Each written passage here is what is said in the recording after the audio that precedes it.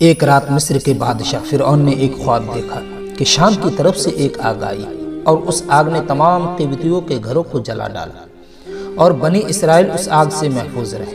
دہشت کے عالم میں بیدار ہونے کے بعد اپنے تمام کاہنوں اور نجومیوں کو بلایا اور اپنا خواب بیان کیا تو نجومیوں نے بتایا کہ بنی اسرائیل میں ایک بچہ پیدا ہونے والے ہیں جو آپ کی سلطنت کو ختم کر دے گا، جس کے ہاتھ میں آپ کی ہلاکت ہے۔ تو فرعون نے حکم جاری کیا کہ بنی اسرائیل کے تمام بچے کو قتل کر دیا جائے، جو بھی لڑکا پیدا ہو۔ فرعون کے لشکر بنی اسرائیل کے تمام گھروں میں جا کر دیکھتے تھے۔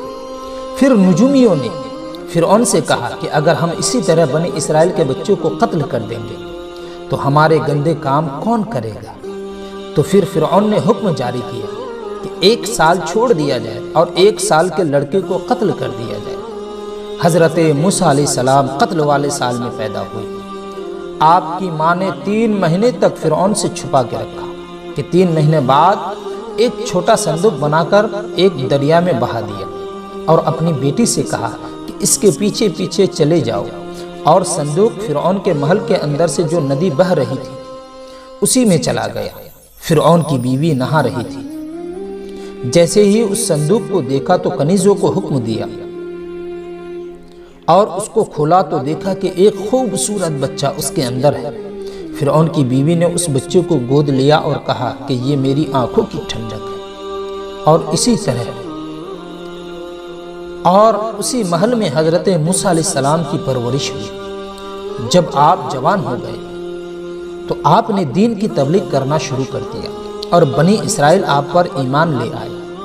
جب فرعون آپ پر ظلم کرنا شروع کیا تو آپ بنی اسرائیل کو لے کر فرعون کی سلطنت کو چھوڑ کر جا رہے تھے، تو فرعون نے اپنے تمام لشکر کو لے کر آپ کا پیچھا کیا۔ جب آپ دریائے نیل کے قریب پہنچ گئے، پیچھے دیکھا کہ فرعون کی لشکر آ رہی ہے۔ آپ نے دریا میں عصا مارا اور دریا میں راستے بن گئے۔ آپ تمام بنی اسرائیل کو لے کر دریا پار کر گئے۔ جب فرعون اپنے لشکر کو لے کر دریا میں اترے، بیچ دریا میں جانے کے بعد راستہ بند ہو گیا اور تمام لشکر اس میں غرق ہو گیا، اور اسی طرح حضرت موسیٰ علیہ السلام کی امت فرعون کے ظلم سے نجات پا گئی اور فرعون کی سلطنت ختم ہو گئی۔ دوستو، ویڈیو اچھے لگے تو سبسکرائب ضرور کریں۔ خدا حافظ۔